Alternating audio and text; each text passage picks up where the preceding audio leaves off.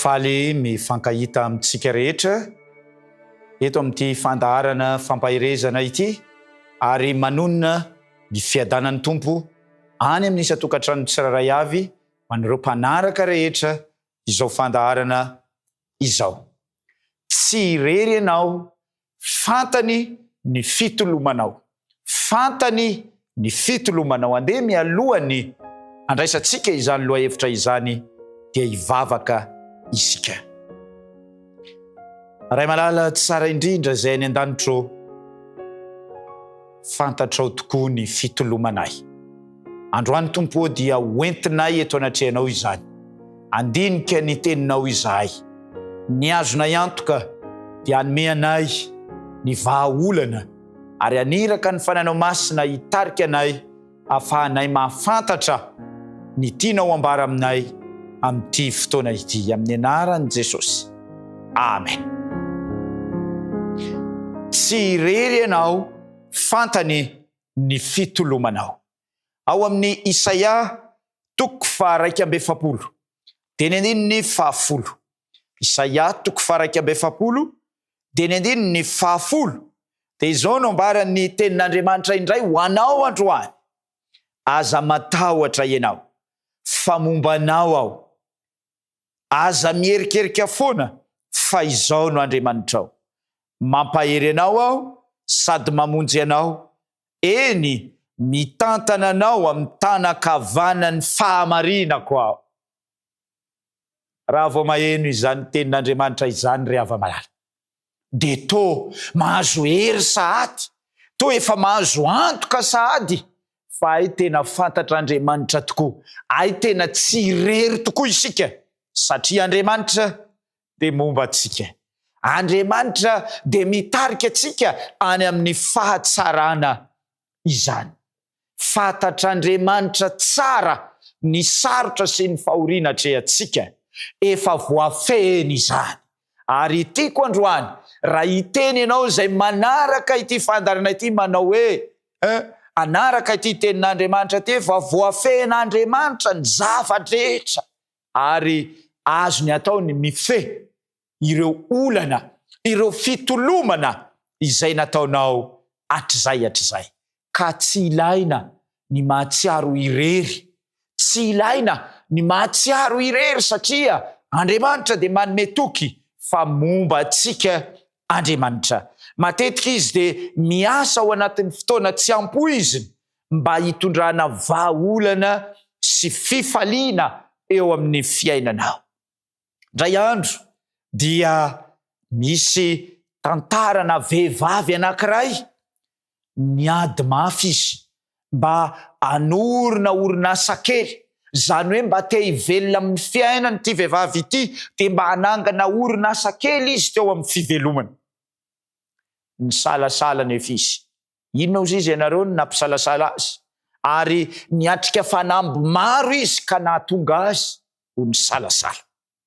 Taty aoriana nefa, rehefa nivavaka izy, tsapany fa Andriamanitra irery ihany no azo ametrahana an'izany, dia nivavaka izy. Ary rehefa nivavaka izy, dia niantso an'Andriamanitra. Dia rehefa nanomboka niantso an'Andriamanitra izy, dia nahazo hery sy hevitra vaovao hanampy azy hiatrika ireo olana sy fanamby izay natrehany. Fantany fa Andriamanitra no efa nampahafantatra ny zavatsarotra ny lalovany, ka dia taty aoriana dia nahagaga fa nanana fahombiazana izany tovovavy izany. Amin'ity androany ity koa, inona mety mieritreritra ianao hoe misy fahombiazana ve? Misy zavatra sarotra ve? Mety soain'Andriamanitra ny mamaha azy?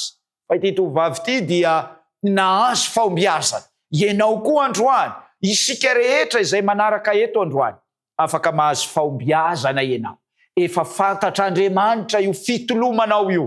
Tsy irery ianao amin'izany, fa vonina hanampy ianao Andriamanitra rehefa atolotra ao an'Andriamanitra izany. Tsy irery ianao amin'ny adinao, satria fantatr'Andriamanitra ny toerana misy anao, ny toerana misy antsika, ny lalana hitondrany antsika hivoaka ao amin'ny salamo no andeo vakitsika eo amin'ny salamo 7:30 dia eo amin'ny andininy 10 dia izao indray no ambarany amintsika salamo 7:30 dia ny andininy 10 dia izao no lazay ny tenin'Andriamanitra dia mbola entiny ny tananao ihany aho na dia any azy sy hazon'ny tananao ankavanana. Eritrereto tsara izany tenin'Andriamanitra izany. Ny tanankavanan'Andriamanitra, ny tanan'Andriamanitra dia mihazona antsika ihany. Efa impiry moa isika izay nandao ny tanan'Andriamanitra. Fa ny zavatra mahagaga sy mahalasa saina dia izao, Andriamanitra dia tsy mamototra ny tanany fa hazony ny mandrakariva izany.